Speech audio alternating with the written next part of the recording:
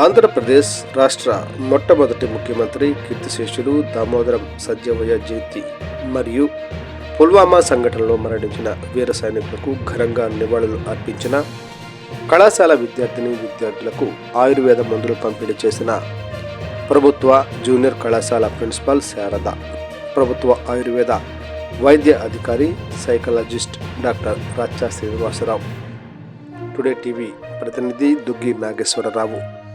పల్నాడు జిల్లా పెదకూరపాడు నియోజకవర్గం బెల్లంకొండ మండల కేంద్రంలో గల ప్రభుత్వ జూనియర్ కళాశాలలో ఆంధ్రప్రదేశ్ రాష్ట్ర మొట్టమొదటి ముఖ్యమంత్రి కీర్తిశేషులు డాక్టర్ దామోదరం సంజీవయ్య జయంతి మరియు పుల్వామా ఘటనలో వీరమరణం చెందిన సైనికులకు శుక్రవారం ఘనంగా నివాళులు అర్పించారు. ఈ కార్యక్రమం ప్రభుత్వ జూనియర్ కళాశాల ప్రిన్సిపల్ శ్రీమతి శారద, ప్రభుత్వ ఆయుర్వేద వైద్య అధికారి సైకాలజిస్ట్ డాక్టర్ ఆర్ శ్రీనివాస్ ముఖ్య అతిథులుగా హాజరై నిర్వహించారు.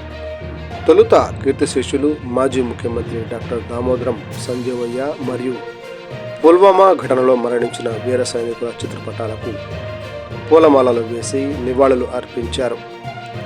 ఈ సందర్భంగా ప్రిన్సిపల్ శారద మాట్లాడుతూ విద్యార్థులు తల్లిదండ్రులను, ఉపాధ్యాయులను, పెద్దలను గౌరవించాలని తెలిపారు.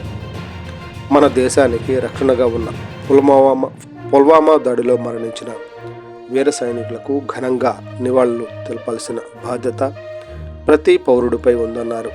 ప్రతి విద్యార్థులు దేశాన్ని ప్రేమించాలని, దేశభక్తి భావన కలిగి ఉండాలని డాక్టర్ శ్రీనివాస్ పేర్కొన్నారు.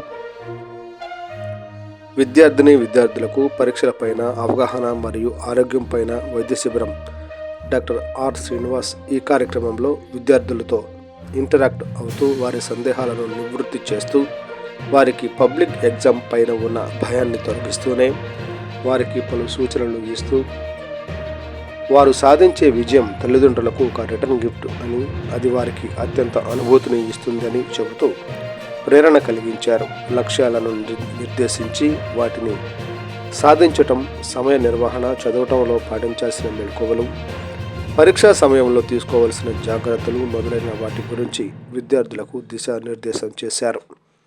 లక్ష్యాన్ని ఏర్పరచుకోవాలి, ప్రణాళిక ప్రకారం చదవాలి, సమయ పాలన అర్థం చేసుకుని చదవాలి, నిద్ర, ఆహారం కూడా ముఖ్యం డాక్టర్ శ్రీనివాస్ పేర్కొన్నారు. ప్రతి విద్యార్థి సమయ పాలనతో పాటు 3-6ల పద్ధతి పాటించాలి. 1 రీడ్ చదువుట, 2వది రీకలెక్టింగ్ తిరిగి మననం చేసుకుంటూ, 3వది తిరిగి వ్రాయడం చేయబడని తెలిపారు. పరీక్షల సమయంలో కూడా 6-7 గంటల పాటు నిద్ర ఉండేట్లు చూసుకోవాలి. నిద్ర మేల్కొని చదివితే తీరా పరీక్ష ముందు ఆరోగ్యం మీద ప్రభావం చూపుతుందన్నారు. తిండి విషయంలో కూడా తగు జాగ్రత్తలు పాటించాలన్నారు.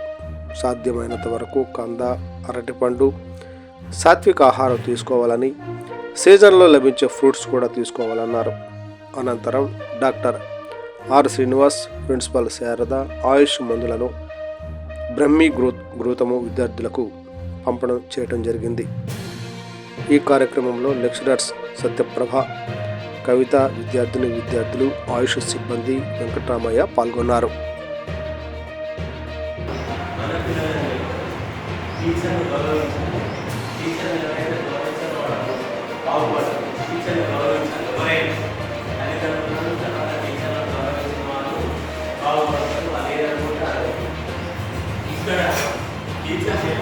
బాగా వినడం వల్ల మీరు చదువుకునే